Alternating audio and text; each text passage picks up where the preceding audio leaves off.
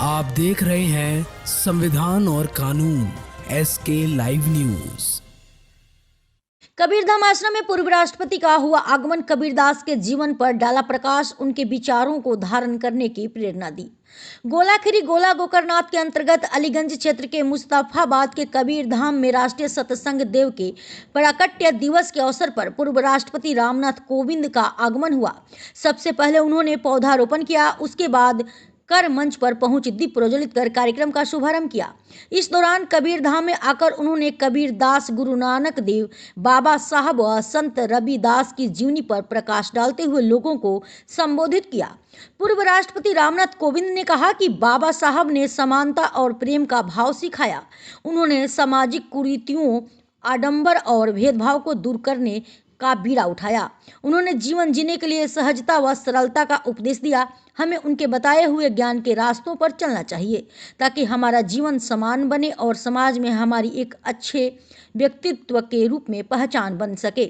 हमें उनके बताए हुए ज्ञान के रास्तों पर चलना चाहिए, तभी हमारा जीवन सफल हो सकता है।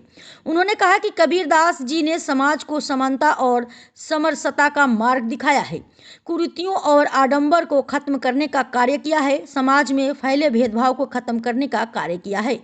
कबीरदास जी की महानता की मिसाल है। पश्चिम में तुकाराम, उत्तर में गुरु नानक से लेकर छत्तीसगढ़ में गुरु काशीदास ने समाज सुधार में अपना योगदान दिया।